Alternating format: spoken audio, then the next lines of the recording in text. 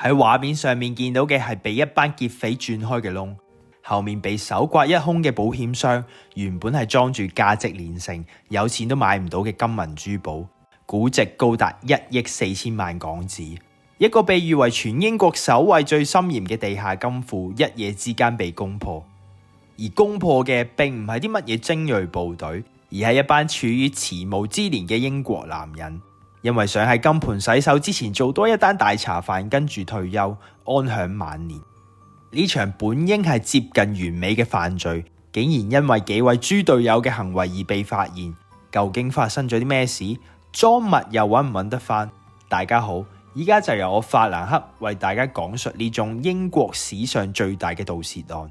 喺開始之前，如果你哋都喜歡聽世界奇案嘅，就請訂閱呢個頻道。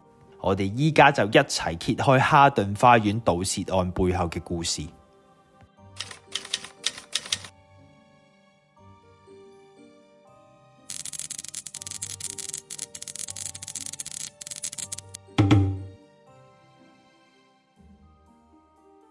哈頓花園位於倫敦法靈頓站附近，自中世紀開始就一直係倫敦珠寶鑽石業嘅據點。隨住時間，呢度匯聚咗各種珠寶、鑽石同首飾商，令到呢個地區成為各路大盜關注嘅焦點。哈頓花園保險庫有限公司位於哈頓花園88至90號，係一家專門提供保險櫃租用服務嘅公司，主要客戶都係嚟自珠寶業。佢哋希望能夠安全咁存放價值不菲嘅珠寶。自1944年開業以嚟，已經屹立喺呢條街上面70幾年都相安無事。唔單單係因為公司實施嘅嚴密保安措施，更因為當時佢係全英國最先進嘅地下保險庫之一。要接觸到保險櫃並唔容易，金庫位於地下室，整個建築佈滿晒閉路電視，監視住每一個角落。公司嘅感應器與保安系統相連，一旦觸發到，短短60秒內就會向保安公司同警察局發送警報，唔使等太長時間，全副武裝嘅人員就會趕到現場。另外，金庫樓層設有2道鐵閘，即使攻破晒以上所有障礙，最終仲必須破解精密嘅金庫門鎖先至抵達到保險櫃。正正因為呢種極其嚴格同複雜嘅設施，吸引咗眾多珠寶商嘅垂青。但係道高一尺，魔高一丈，引以為傲嘅系統即將被攻破。喺哈頓花園大約1公里外，有一間名叫城堡嘅酒吧，有4位老人家坐喺嗰度悠閒咁品嘗住手中嘅啤酒。但係外人並唔知道嘅係，每次啤酒聚會嘅背後，佢哋都係精心策劃住現實版渡海豪情嘅會議。而呢個計劃，佢哋已經足足籌備咗3年啦。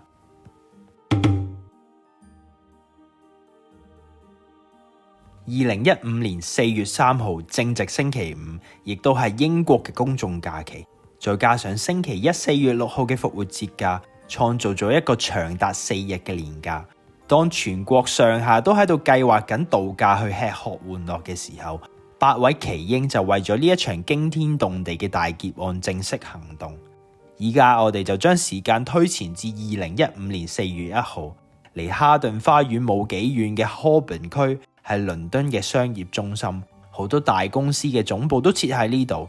4月1號愚人節，好似宇宙同倫敦開咗一個玩笑咁，竟然有地下電纜着火，導致倫敦市中心一片混亂，幾千人需要即時疏散，而且電力供應中斷，迫使好多辦公室都要提早關門。但呢場持續咗2日嘅火災，為奇英兵團創造咗一個千載難逢嘅機會。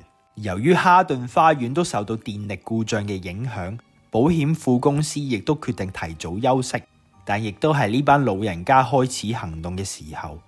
4月2號晚上8點20分，一架白色貨車停喺保險庫公司附近，2名着住反光背心嘅男子落車，喺保險庫公司周圍徘徊。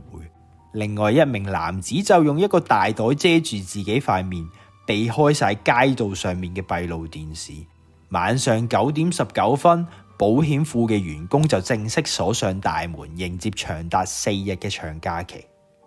但僅僅過咗4分鐘，奇英們就開始行動。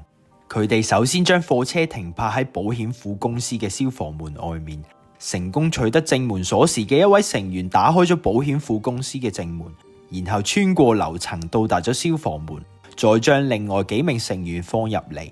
喺消防門外面等待嘅成員已經準備就緒，利用有轆嘅大型垃圾桶，將作案工具同一把 Hilti DD350嘅工業用電鑽由走火通道樓梯運到地下室外面。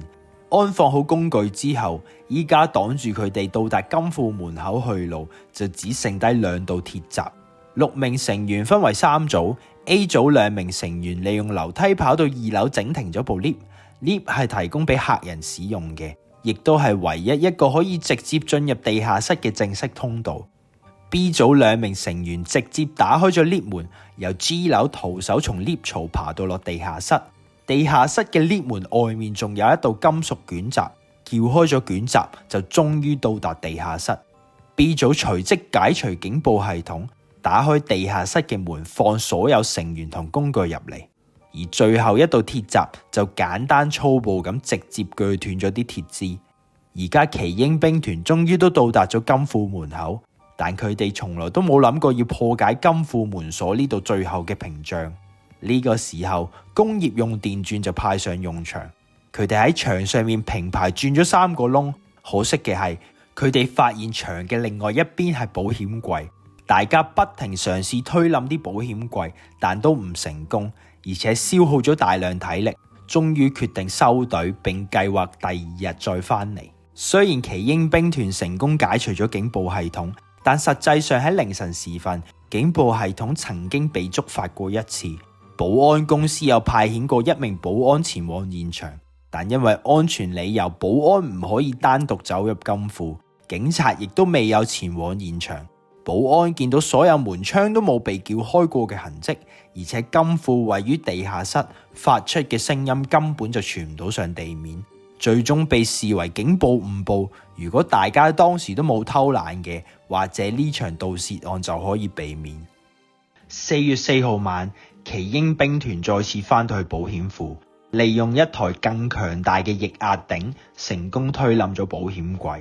而呢個25cm 高、45cm 闊嘅窿就只夠身材較小嘅人鑽入去。最終佢哋打開咗999個保險箱嘅其中73個，偷走咗價值1400萬英鎊嘅財物，相當於1億4000萬港紙。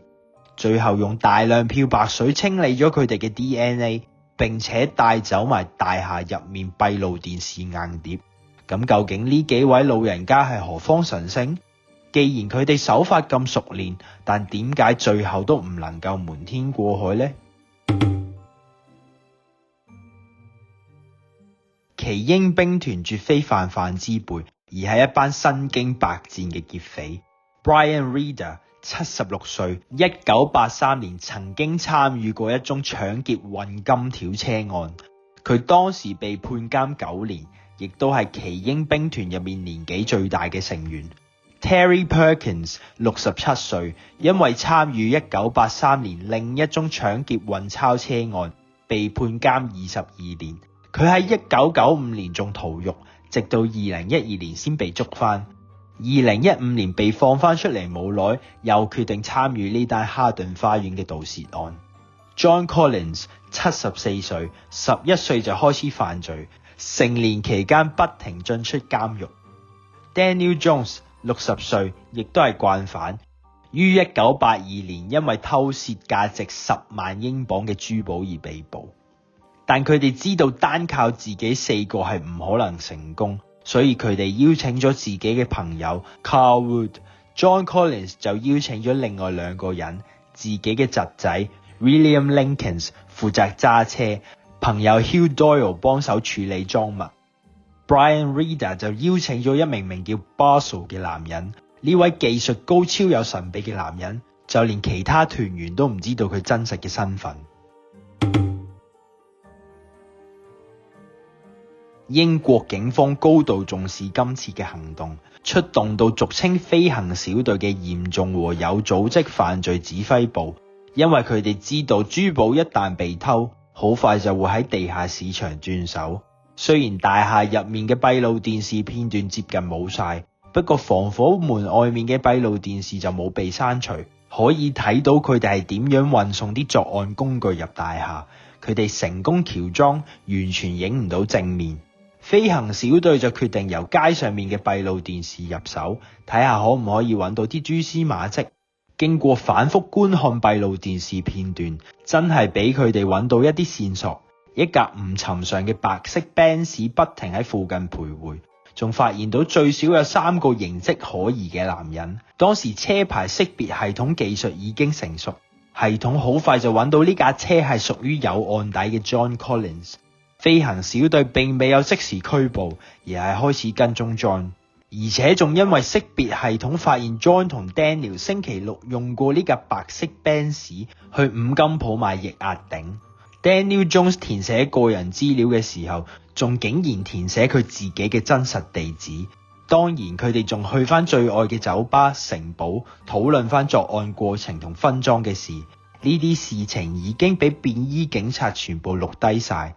而去到呢度，警方只要繼續跟蹤同埋喺佢哋嘅車度安裝監聽器，好快就鎖定到團體7個人出嚟。事發6個星期之後，警方鎖定12個地址，拉咗8位涉案人士嘅7位成員出嚟。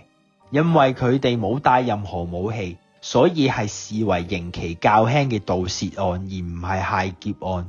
最終佢哋被判處6至7年嘅監禁，而 Hugh Doyle 只係處理贓物而冇份闖入保險庫，最終被判處緩刑。警方亦都根據資料喺倫敦嘅一個墓園入面成功揾翻價值450萬英鎊嘅贓物，即係全部贓物嘅1/3。